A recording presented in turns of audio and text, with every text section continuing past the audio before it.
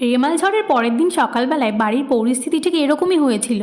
বাবা আগের দিন যে আম গাছ আর কাঁঠাল গাছটা লাগিয়েছিল সেটাই দেখছিলাম যে কোনো ক্ষতি হয়েছে কিনা। আর এদিকে কথায় বলে না যে কাক ভেজা হয়ে গেছি, এই যে দেখে নিলাম কাকটা বৃষ্টিতে ভিজে কিরকম হয়ে গেছে। সামনে যে ডোবাটা তোমরা দেখতে পাচ্ছ ওটা কিন্তু আসলে ডোবা নয়, বৃষ্টির জন্য ওরকম জলে ভরে গেছে সব। আর বৃষ্টিতে ভিজতে কার না ভালো লাগে বলো। সুযোগ পেয়ে আমিও একটু হালকা ফুলকা ভিজছিলাম, কারণ বেশি ভিজতে গেলে বাবা কিন্তু খুব বকবে। আর এতেই আমি একদিন জ্বরে ভুগেছি। আমার এই ভিডিওগুলো তোমাদের ভালো লাগলে আমার চ্যানেলটাকে কিন্তু অবশ্যই সাবস্ক্রাইব করে দিও। ঝড়ের জন্য ছোট ছোট যে পেয়ারাগুলো সেগুলো সব ঝরে গেছে। এদিকে মায়ের সকাল সকাল রান্নাও কমপ্লিট, আর যেই খেতে বসলাম সেই গেল কারেন্টটা অফ হয়ে। ফোনে টর্চ জ্বালিয়ে আজকে দুপুরে লাঞ্চটা কমপ্লিট করলাম। বিকেল বেলার দিকে বাইরে একটু ঘোরাফেরা করছিলাম।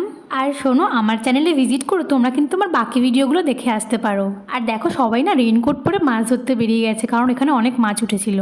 সন্ধ্যের টিফিনের জন্য বাবা মুড়ি নিমকি চপ এনেছিল। ভিডিওটা ভালো লাগলে কিন্তু অবশ্যই একটা লাইক করে দিও। বাই।